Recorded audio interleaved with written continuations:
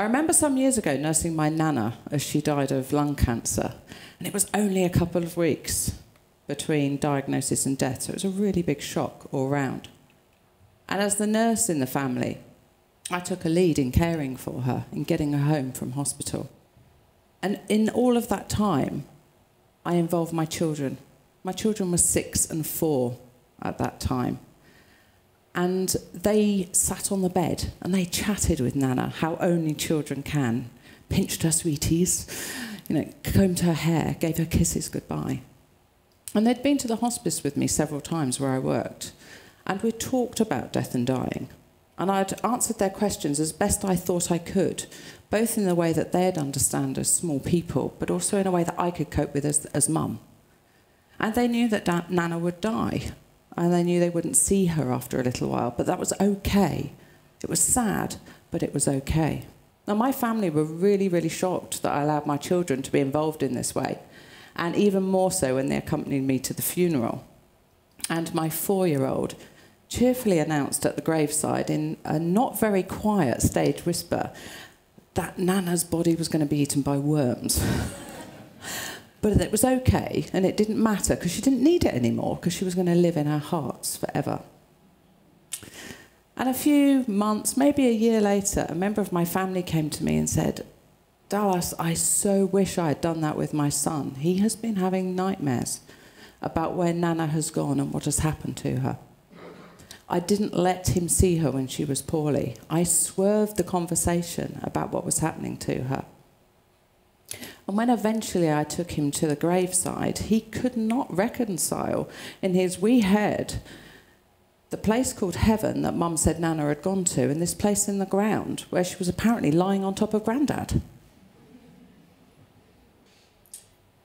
We prepare for all sorts of life events, don't we, as we grow up as children and as young adults, going to school, taking exams, earning money, relationships. But the one event that is totally relevant to everybody in this room, we swerve. And we sometimes let the entertainment business give sometimes sensational representation of that, and it is death and dying. Death could be discussed in the school curriculum across many, many different areas. Dying Matters, which is a website full of resources and information under the umbrella of Hospice UK, advocates that death and dying is brought into much of the curriculum. Arts, history, music, geography, to name but a few, to help have a healthy debate around what does it mean to die. How much better would it be to support a child returning to school who is bereaved in an environment which acknowledges death and doesn't try to swerve it in the corridor? How much better to be a teacher who has got some skills in order to speak to that child, or indeed a colleague. At Trinity, I'm really pleased to say that we do school trips, and everybody always is a bit aghast when I say that schools come around the hospice and see what we do. But having helped on a couple, I am overwhelmed by the response of the pupils and the teachers, and the really intelligent and insightful questions that they ask. It is humbling. But of course, all of this does need to be done in an age-appropriate way, and by teachers who are brave enough to talk about something where there are no conclusive answers. But the fact is that the world mortality rate is 100%. It's true. Sorry. Last year, just over 500,000 people died in England and Wales. Just 4% of those were due to accident or intentional self-harm. So a lot of us can predict that death is coming, but it remains a taboo. We don't learn about it at school. We don't chat about it around the dinner table. As children, our pets are replaced, and as young adults, we may never experience being alongside somebody who is dying, let alone be in the presence of a dead body. But then when death does touch us, we have to manage in the moment. And that moment is one of the hardest moments that we will ever have in our lives. And usually we have to manage all of this, the complex social, emotional, physical, practical aspects of somebody dying in a very short period, when honestly our physical and our emotional strength is probably at its weakest. And dying is a complex business. There are legal aspects to consider, financial, social, practical, as well as all of the emotional.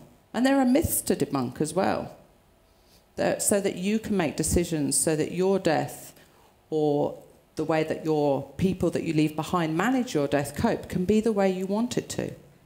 So did you know, for instance, that in the UK, you do not have to have a religious person conduct your ceremony? Did you also know that you actually don't have to have a funeral director if you don't want one? It is perfectly possible, if not the norm, to have a body at home, to liaise with the church or the crematorium yourselves, and use any vehicle you like to transport the body to that service. A friend of mine had a basic coffin delivered to her home so that she could decorate it for her mother's funeral. It was the most amazing therapeutic experience for her. Raised a few eyebrows in the street with her neighbours, but was fantastic for her. And in this technological age, have you considered your Facebook account or that vast iTunes library that you have? Do you want to send friend requests from beyond the grave? Maybe you do.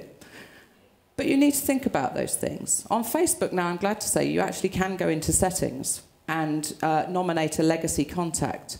But I'm afraid if you don't want your iTunes to float off into the ether, you do need to leave your account details and your password with somebody. And then you also have to consider the other practicalities: writing a will, a power of attorney, making your wishes known about whether you want to be buried or cremated, and some thoughts about the financial costs as well.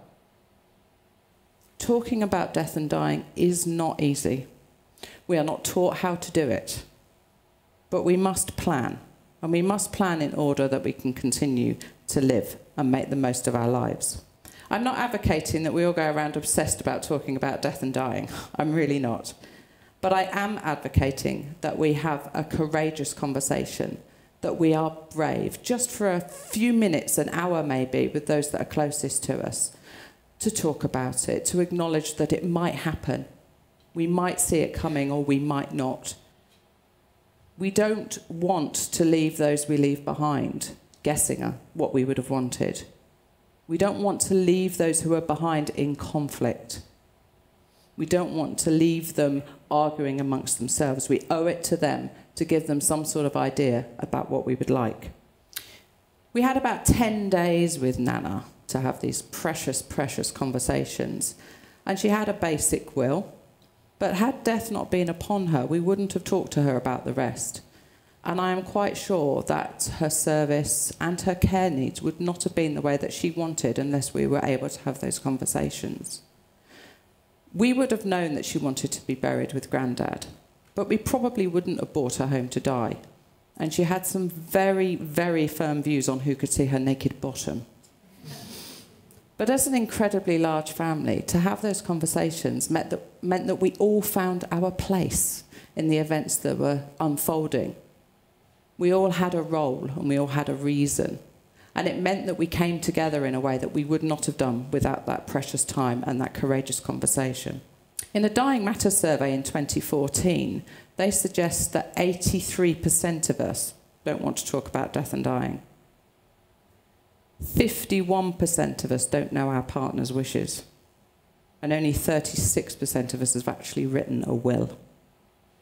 So we're not great at talking, and we're not great at planning. And all of these plans aren't just about dying, they're about incapacity as well. If you were not able to communicate with the world around you, who would you want to do that? Do they know you want to do that? And do they know what to say on your behalf? So this is not just about dying, this is about incapacity. And it's interesting that despite being such a taboo in this country, there is a massive amount of help out there for you in order to make these plans.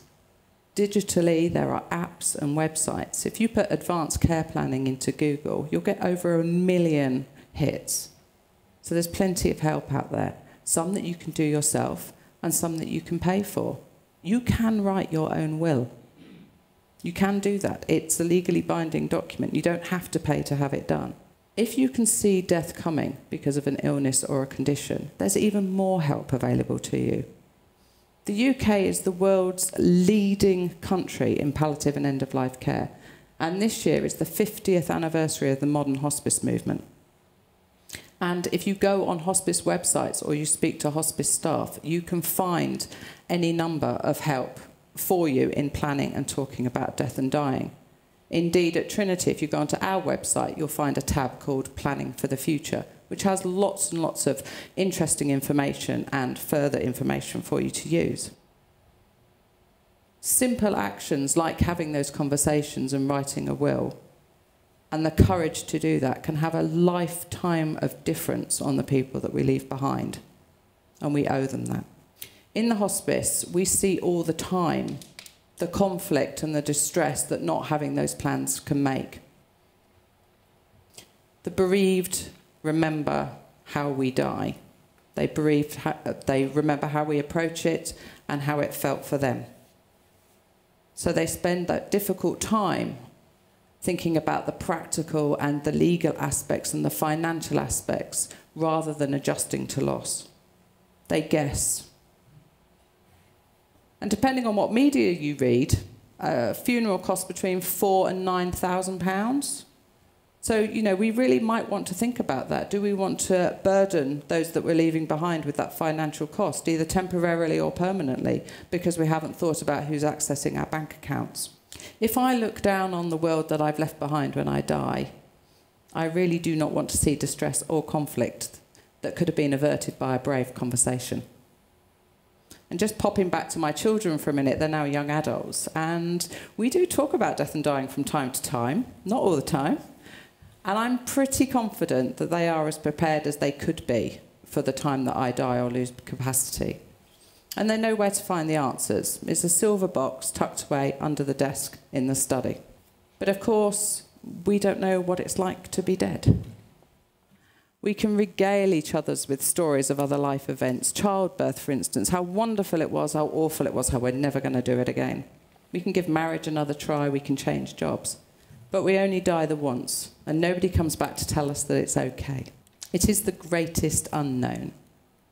And to think of not being here anymore, to think about what we might miss out on, being consigned to history, if you like, is a really, really scary thing. Even for me, working in palliative and end-of-life care for as long as I have, I still talk in the abstract. I talk from my observations and my clinical knowledge, but I still personally don't know what it's like to die. So my challenge to all of you today is to talk, to make plans and then get on with living. Life is precious. Live every moment, live every day. Because the truth is, we will all die. And the dare is accepting that. Thank you.